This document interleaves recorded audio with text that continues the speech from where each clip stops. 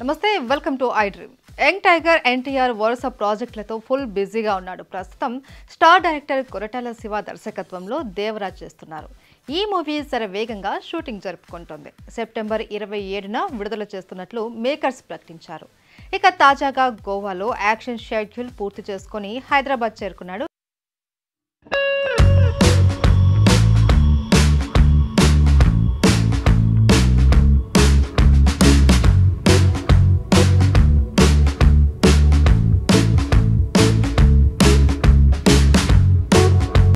Devara movie తర్వాత తన next movie sensational director Prashanth నీల్తో చేస్తున్నట్లు తారక్ ప్రకటించిన విషయం తెలిసిందే.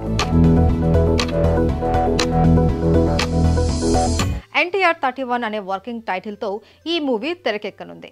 ఈ మూవీ గురించిన ఓ న్యూస్ ప్రస్తుతం ఇండస్ట్రీలో హాట్ టాపిక్ గా మారింది. ఎవరా విలన్, ఏంటా వివరాలు ఇప్పుడు తెలుసుకుందాం.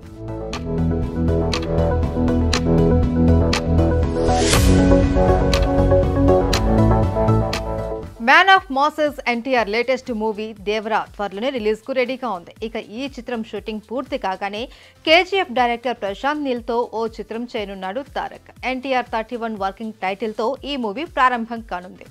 అత్యంత ప్రతిష్టాత్మకంగా భారీ బడ్జెట్ తో ఈ చిత్రం తెరకెక్కనున్నట్లు సమాచారం. మైత్రి మూవీ మేకర్స్ ఈ మూవీని నిర్మిస్తున్నారు. ఆగస్టు నుంచి షూటింగ్ స్టార్ట్ అవబోతున్నట్లు చిత్ర యూనిట్ ప్రకటించింది.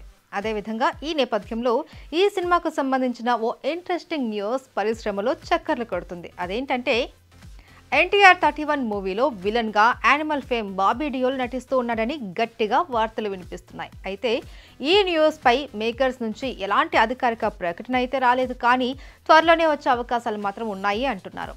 కాగా యానిమల్ తో ఇండియా వైడ్ గా ఫుల్ క్రేజ్ ను సంపాదించుకున్నాడు బాబీ డియోల్.